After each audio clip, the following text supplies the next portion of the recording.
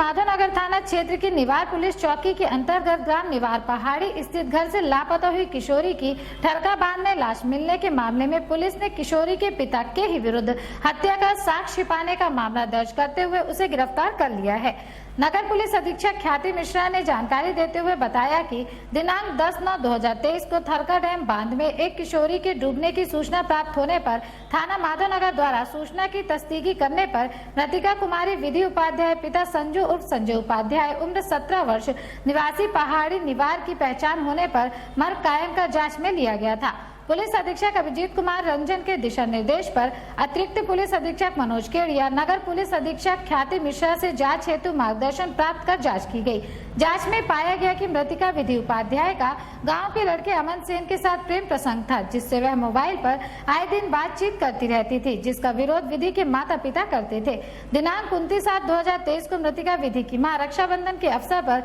अपने भाई के घर नागपुर गई थी। घर पर मृतिका कुमारी विधि व उसका पिता संजय उपाध्याय था। विधि ने पिता संजय उपाध्याय द्वारा 31/8/2023 को अपने साथ गलत काम करने की बात अमन सेन को फोन पर बताई थी। घटना दिनांक 9 एवं 10 सितंबर की मध्य रात को अमन सेन मृतिका के बुलाने पर उसके घर गया, जिसे मृतिका विधि के पिता संजय उर्फ संजू, भाई अजय उपाध्याय एवं उसकी पत्नी ज्योति उपाध्याय द्वारा संदिग्ध हालत में विधि व लड़के अमन को एक साथ बिस्तर में देखना बताया गया था। इसी बात पर से उसके पिता संजू ने विधि एवं अमन को डांटा व दोनों को थप्पड़ मारने पर विधि विरोध करने लगी और छत से कूदकर आत्महत्या करने की धमकी देने लगी। पिता द्वारा उसे समझाया गया और कहा कि तुम अपनी हरकत से बाज क्यों नहीं आती हो, बदनामी क्यों करा रही हो, चलो एक दिन के लिए तुमको बुआ के गांव शाहपुर छोड़ आता हूं। और बुआ के यहाँ ले जाने का बहाना कर पिता संजू शाहपुर सीधे रोड न जाकर हत्या करने की नियत से थरका टैंक बांध वाली रोड होते हुए थरका टैंक बांध की मेड़ पर गाड़ी बंद होने का बहाना कर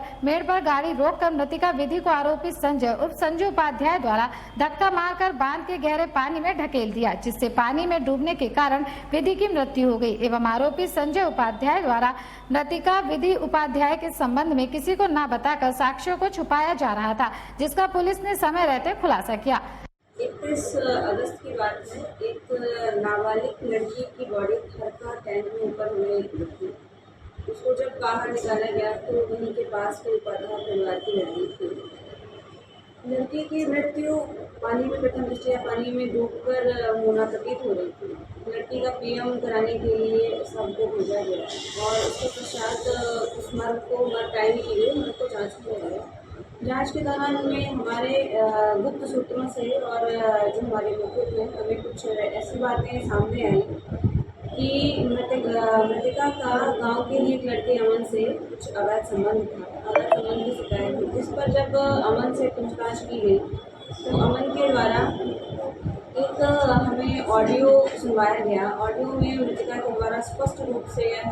कहा जा रहा था कि उसके पिता के द्वारा उसके साथ गलत कृत्य किया गया है। और जब इस संबंध में उसके पिता से पूछताछ की गई और मतलब सवाल किए गए तो पिता के द्वारा हमें फिर यह बताया गया कि घटना दिनांक की रात मृतिका और उसके अवैध संबंध जिसके साथ उस लड़के को उन्होंने देख लिया था आपत्तिजनक स्थिति में, जिससे कि इस स्थिति को देखकर पिता ने स्वाभाविक तौर पर उसको डांट लगाई तो उन्होंने ऐसी क्यों हरकत की बिना बताए, जिस पर मृतिका के द्वारा यह कहा गया कि आपने भी हमारे साथ गलत कृत्य किया है, जिसकी बात मैं सबको बताऊंगी, मैं भी नहीं जानूँगी। इस कहासुनी के बीच मृतिका के द्वारा दोनों बाप और बेटी में कहासुनी हुई, जिसके परिणाम स्वरूप आपने मृतिका को यह कहकर बाहर निकाला कि चलो तुम्हें अपने बुआ के यहाँ साफ छोड़ना। उसको लेके अपनी बाइक से डैम की तरफ गया और डैम की तरफ बाइक को रोक कर बाइक खराब होने का बहाना कर गाड़ी बाइक से उतरा और मृतिका कहीं अपनी बच्ची को उसने डैम में धक्का दे दिया और धक्का देने के बाद वापस उसी रास्ते घर लौट आया और चुपचाप घर में आके सो गया। हमें जहाँ तक पता है यह गांव वाले शामिल थे, परिजन तो थोड़े बहुत ही शामिल थे। इसमें विरोध का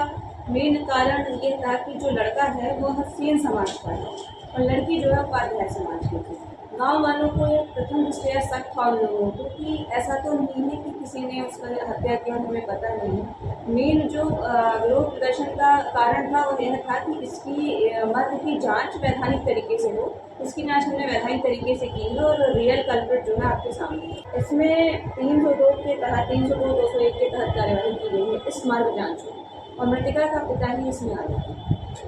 क्या उसके प्रेमी के ऊपर भी कोई कार्रवाई की गई है? हाँ, प्रेमी के ऊपर एक FIR की गई है 354 और विभिन्न धाराओं में, इस पर भी कार्रवाई की।